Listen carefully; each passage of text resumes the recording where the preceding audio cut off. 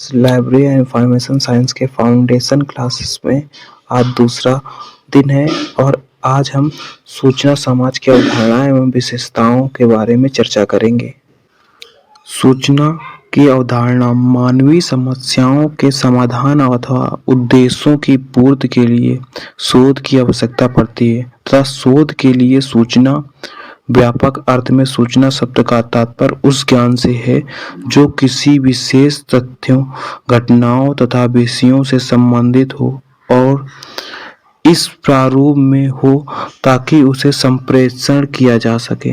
सामान्य अर्थों में सूचना से तात्पर्य सूचित करना है, जानकारी देना है, समाचार देना है, ज्ञान देना है। इन्फॉर्मेशन शब्द फॉर्मेशन तथा फॉर्मा से लिया गया है। इसका शाब्दिक अर्थ है किसी वस्तु को आधार एवं स्वरूप प्रदान करना। डेटा और सूचना लगभग समानार्थी शब्द हैं, फिर भी डेटा के विषय में कहा जाता है कि इसको क्रमबद्ध करके सूचना के रूप में प्रयोग कर सकते हैं। परिभाषाएं। सूचना को सीमित शब्दों में परिभाषित करना संभव नहीं है, फिर भी कुछ परिभाषाएं इस प्रकार हैं। जे.एस. सेरा के अनुसार सूचना का आयोग जिस रूप में जीव वैज्ञानिक एवं ग्रंथालयी करते हैं उसे तथ्य कहते हैं। यह एक उत्तेजना है जिसे हम अपनी ज्ञानेंद्रियों द्वारा प्राप्त करते हैं। यह मात्र एक प्रकार का तथ्य हो सकता है अथवा तथ्यों का संपूर्ण समूह हो सकता है। नॉर्बर्ट पेनर के अनुसार ब्रह्म जगत के साथ जो विनिमय होता है तथा जब तक इसके साथ सामंजस्य स्थापित करते हैं और उससे सामंजस्य को जिस पर अनुभव करते हैं उसकी विषय वस्तु के नाम को सूचना कहते हैं। सक्रियता एवं प्रभावशाली ढंग से जीने का अभिप्राय ही सूचना से के साथ जीना है। बोरका के अनुसार सूचना विज्ञान की परिभाषा इस प्रकार है। सूचना विज्ञान एक अंतर्विषयी विज्ञान है जो सूचना की प्रकृति एवं विशेषताओं, सूचना के प्रवाह एवं उपयोग को प्रभावित करने वाली शक्तियों तथा सूचना के अधिकाधिक संग्रह, पूर्ण प्राप्त एवं संचार और संप्रेषण करने के श्रमपूर्ण एवं यांत्रिक विधियों का अन्वेषण करता है। अतः सूचना विज्ञान एवं सूचना कार्य वस्तुतः प्रलेखन कार्य एवं सेवा के ही रूप में है और इसका विकास आधुनिक प्रौद्योगिकी के परिणाम स्वरूप हुआ है जिसमें यांत्रिकरण की स्थिति में सूचना के प्रसार एवं स्थानांतरण में किसी भी प्रकार की कठिनाई न हो। सूचना की प्रमुख विशेषताएं। सूचना का सार निष्कर्ष तथा संक्षिप्तीकरण किया जा सकता है। सूचना का हस्तांतरण, प्रसारण एवं विश्लेषण किया जा सकता है। सूचना को प्रतिस्थापित किया जा सकता है। सूचना को संक्षेपीकरण व अनुवाद किया जा सकता है। सूचना को संरचनात्मक व क्रियात्मक किया जा सकता है। सूचना हमेशा गतिमान रहती है। सूचना स्थिर न होकर गतिशील होती है। सूचना मूल्यांकन करने योग्य हो सकती है या अन्य प्रकार के माध्यमों से परिवर्तित की जा सकती है। पुस्तकालय एवं सूचना प्रावधान। पुस्तकालय द्वारा उपलब्ध कराई गई सूचना अद्यतन, बिना भेदभाव के तथा उपयोगकर्ता के समझ के अनुरूप होनी चाहिए। इसके लिए पुस्तकालय कर्मी को प्रशिक्षण की जरूरत होती है, जैसे पुस्तकालय में उपलब्ध सेवाएं व संसाधन का ज्ञान तथा उपयोगकर्ता की आवश्यकता की समझ होनी चाहिए। सूचना प्रौद्योगिकी के आगमन से हम अपने उपयोगकर्ता को परंपरागत तरीके से हटकर तथा कुछ बेहतर करके संतुष्ट कर सकते हैं। इंटरनेट पर बहुत सारी सूचनाएं उपलब्ध होती है, परंतु ये सूचनाएं क्रमबद्ध व प्रबंधात्मक नहीं होती हैं, न तो ये सूचनाएं विषय पर होती हैं। यदि पुस्तकालय इस सूचनाओं का वर्गीकरण करके उपयोगकर्ताओं तक पहुंच सुनिश्चित कराते हैं तो न केवल पुस्तकालय जब अपनी भूमिका बढ़ा सकता है बल्कि उपयोगकर्ता को भी लाभ होता है। हम इंटरनेट पर उपलब्ध सूचनाओं का विषयावार करके पुस्तकालय की वेबसाइट पर लिंक कर दें तो किसी विषय के उपयोगकर्ता को उसके अध्ययन अनुरूप सामग्री प्राप्त हो सकती है। अतः पुस्तकालय व सूचना वैज्ञानिकों को नई तकनीक वेब 2.0, वेब 3.0 तथा सिमेंटिक वेब का प्रयोग करके इंटरनेट पर उपलब्ध सूचनाओं का विषयानुसार संचित करना चाहिए। सूचना प्रबंधन व पुस्तकालय। पुस्तकालयों व सूचना केंद्रों पर उपलब्ध सूचनाओं का प्रबंध बहुत ही महत्वपूर्ण कार्य है। सार्वजनिक पुस्तकालय अपनी सेवाएं समाज के प्रत्येक वर्ग को प्रदान करती हैं तथा सार्वजनिक पुस्तकालयों में उपलब्ध सूचनाओं का प्रबंधन इस प्रकार हो ताकि किसी भी क्षेत्र में से जुड़ा उपयोगकर्ता यहां से लाभान्वित हो सके। विशिष्ट पुस्तकालय जो किसी विशेष विषय अनुसंधान केंद्र व अपने उद्गम संस्थान से जुड़े हैं उनके उपयोगकर्ताओं के आशानुरूप तथा उपलब्ध सूचनाओं का प्रबंधन हो सके ताकि उसका आधिकारिक लाभ हो सके। इन पुस्तकालयों में CAS, SDI, indexing, अब्स्ट्रैकिंग, e-journal, e-book आदि सेवाओं के माध्यम से अपने उपयोगकर्ता की आवश्यकता पूर्ति करनी चाहिए। अब सूचना समाज की अवधारणा के बारे में चर्चा करते हैं। सूचना को आज एक शब्द के रूप में जाना जाने लगा है। आज हमारे सभी क्रियाकलापों का संचालन सूचना के माध्यम से ही संभव हो रहा है। इसलिए आज के समाज को सूचना का समाज कहना अतिशयोक्ति न होगा। सूचना का प्रभाव व्यापार, उद्योग, धंधों, शिक्षण संस्थानों आदि के साथ मनुष्य की सामाजिक व आर्थिक स्थिति पर भी पड़ा है।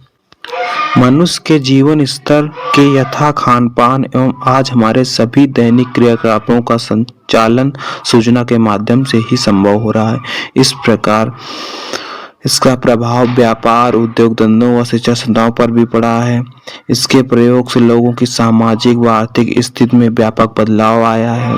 मनुष्य की जीवन शैली यथा रहन सहन, खान पान आदि में भी सूचना के कारण बदलाव आया है। सूचना प्रौद्योगिकी के प्रभाव के कारण समाज की दिशा व दशा बदल गई है। इसलिए आज के समाज को सूचना का समाज कहने में अतिशयोक्ति नहीं होगी। सूचना समाज का अर्थ।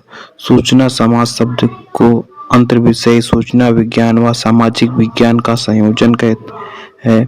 इस तरह सूचना विज्ञान का समाज पर प्रभाव पड़ा है। WJ मार्टिन ने सूचना को आर्थिक एवं औद्योगिक शक्ति माना है जो सामाजिक क्रम एवं स्तर में परिवर्तन ला सकती है।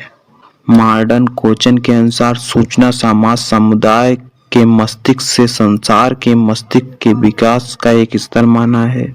ब्लेज़कोनिन के अनुसार सूचना समाज में श्रम एवं बौद्धिकता को प्राथमिकता दी जाती है। इस तरह सूचना समाज में श्रम, बौद्धिकता व प्रौद्योगिकी तथा सभी तत्व सम्मिलित होते हैं।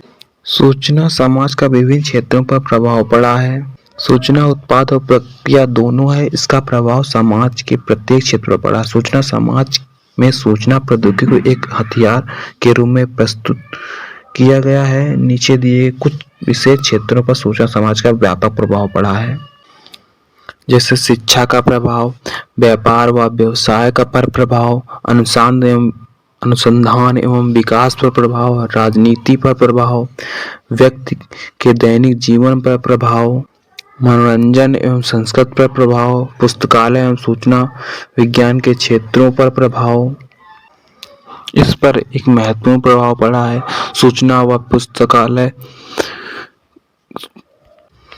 केंद्र अपने अपने संग्रह की सूचनाएं सूची अथवा प्रसूची के माध्यम से अपने उपयोगकर्ताओं तक पहुंचाते हैं। या परंपरागत तरीका अपनाकर पुस्तकालय की सेवा केवल पुस्तकों के आदान प्रदान तक सीमित रह सकता है, जबकि सूचना प्रौद्योगिकी के आगमन से पुस्तकालय व सूचना केंद्रों की सेवाओं में विस्तार हुआ है। यद्यपि सूचना सृजन की मात्रा के कारण सूचना विस्फोट की स्थिति उत्पन्न हो गई है। पुस्तकालय व सूचना के क्षेत्र में कार्यरत मानव शक्ति पुस्तकालय एवं सूचना विज्ञान के मूल सिद्धांतों का परिपालन करके व सूचना प्रौद्योगिकी का अनुमोदन करके न केवल सूचना विस्फोट की स्थिति से बच सकते हैं बल्कि अन्य पुस्तकालय सेवाओं में विस्तार दे सकते हैं। आज उपयोगकर्ता अपने घर बैठे विभिन्न पुस्तकालयों व सूचना केंद्रों से जरूरी सूचना प्राप्त कर सकता है। सूचना प्रौद्योगिकी के कारण पुस्तकालयों और सूचना केंद्रों में वांग्यात्मक एवं अवांग्यात्मक डेटाबेस तथा ऑनलाइन पहुंच सुनिश्चित हो पाया है। सूचना समाज की विशेषताएं। नंबर 1, वांछित सूचना उपयोगकर्ता को सही समय पर मिलना।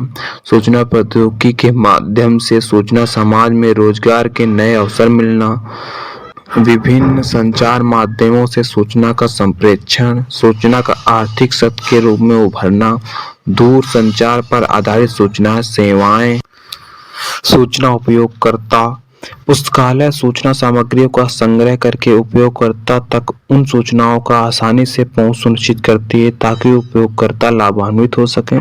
अल्प विकसित देश विभिन्न प्रारूपों में निहित सूचनाओं का अधिग्रहण करते हैं। सूचना उपयोगकर्ता, अनुसंधानकर्ता, अध्यापक, विद्यार्थी, व्यापारी, किसान कोई भी हो सकता है। सूचना प्रयोग में अवरोधक तत्व, किसी अवरोधक के कारण कोई सूचना हम तक पहुंच नहीं पा रही है, अर्थात सूचना प्रवाह में विभिन्न रुकावटें आती हैं। यही सूचनाओं का प्रयोग में अवरोधक तत्व बन जाते हैं, जैसे भाषा, समय, आर्थिक समस्या, प्रक्रियात्मक जटिलताएं, प्रशिक्षित मानव का अभाव, सूचना संप्रेषण के माध्यमों से आपसी सामंजस्य और अन्य बाधाएं, जैसे सूचना विस्फोट के कारण सूचना का कुप्रबंधन, पुस्तकालय अथवा सूचना केंद्रों के कर्मियों की निष्क्रियता, जनसंख्या के अनुपात में पुस्तकालय व सूचना केंद्रों में सीमित संख्या, सूचना के प्रचार व प्रसार में कमी, उपयोगकर्ता का जागरूक न होना, पुस्तकालय व सूचना केंद्रों पर नई तकनीकों की पहुंच न हो पाना, सूचीकरण पद्धति में त्रुटियां। तो स्टूडेंट, इस लेक्चर में सूचना समाज की अवधारणाओं एवं विशेषताओं के बारे में जाना है। अब अगले लेक्चर में पुस्तकालय विज्ञान के 5 आधारमूल सूत्रों के विषय में चर्चा होगी। धन्यवाद।